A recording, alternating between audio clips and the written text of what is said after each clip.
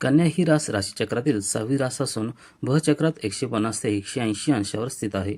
उत्तरा फाल्गुनीच्या 3 कला, हस्त नक्षत्राच्या पूर्ण कला आणि चित्रा नक्षत्राच्या 2 कला मिळून ही रास तयार होते. क्रांतिवृत्तावर ही रास नक्षत्राच्या 2.25 कलांच्या बेरजेने तयार होते आणि काळपुरुषाच्या नाभी प्रदेशात स्थित आहे. क्रांतिवृत्त ही रास होडी चालवणाऱ्या एक लहान मुलीच्या रूपात दिसते, म्हणून या राशीचे नाव कन्या आहे.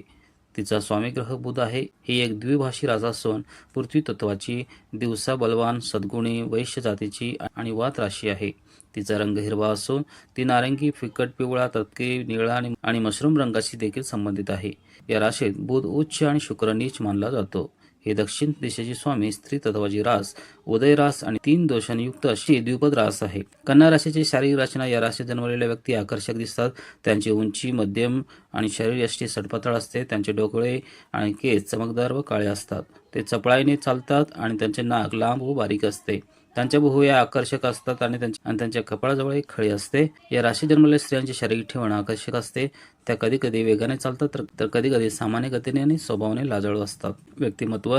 या राशीत जन्मलेले लोक स्वभावाने नम्र, सद्गुणी आणि परिस्थितीशी जुळवून घेणारे असतात.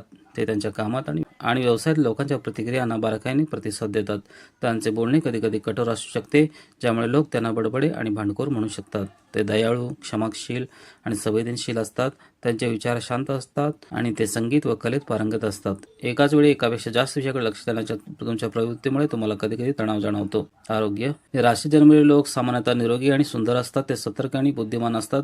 परंतु जर लग्न एखाद्या अशुभ ग्रहाच्या प्रभावाखाली झाले असेल आणि लग्न स्वामी पीडित असेल तर त्यांना डोकेदुखी, पोटदुखी, उच्च रक्तदाब, बद्धकोष्ठता आणि श्वसन मार्गाचे आजार यासारख्या विविध आजारांचा त्रास होऊ शकतो. त्वचेच्या समस्या देखील उद्भवू शकतात. व्यवसाय आणि करिअर. या राशीत जन्मलेले लोक त्यांच्या कामात कार्यक्षम आणि सक्रिय असतात आणि यशस्वी उद्योजक म्हणून ओळखले जातात. ते गणित, साहित्य, संगीत, पत्रकारिता आणि भाषणशास्त्र या क्षेत्रामध्ये करिअर करण्यास प्राधान्य देतात. ते त्यांच्या व्यवसायात द्रुत असतात आणि लोकांवर प्रभाव टाकू शकतात. ते अभियंता, प्रकाशक, सुरक्षा कर्मचारी, नेते आणि वक्ते म्हणून यशस्वी होतात आणि आपले ध्येय साध्य करण्यासाठी कठोर परिश्रम करतात. प्रेम आणि नातेसंबंध. या राशीत जन्मलेले लोक आपले वैयक्तिक नातेसंबंध दृढ करण्यावर लक्ष केंद्रित करतात. ते आपल्या कुटुंबाचा आणि पालकांचा आदर करतात आणि घरात आनंदी वातावरण राखतात. परंतु अशुभ ग्रहांच्या प्रभावामुळे ते कधीकधी शीघ्रकोपी असतात, ज्यामुळे नातेसंबंधात तणाव निर्माण होऊ शकतो. कन्या राशीचे सकारात्मक पैलू. या राज्यात जन्मलेले लोक न्यायप्रिय, दानशूर असतात आणि इतरांना सल्ला देतात.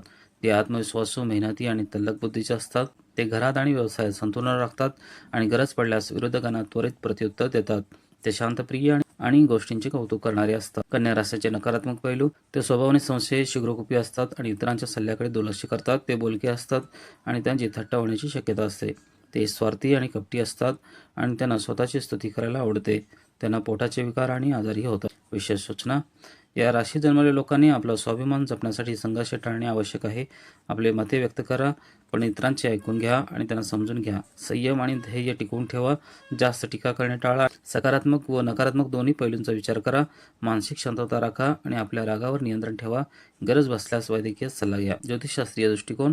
या राशीसाठी शुभांक 2, 6 आणि 10 आहेत. शुभ रंग हिरवा, नारंगी, फिकट पिवळा, तपकिरी, निळा आणि मशरूम आहेत. शुभ दिवस बुधवार आहे. मेष, मिथुन, तूळ आणि धनु या राशी अनुकूल आहेत.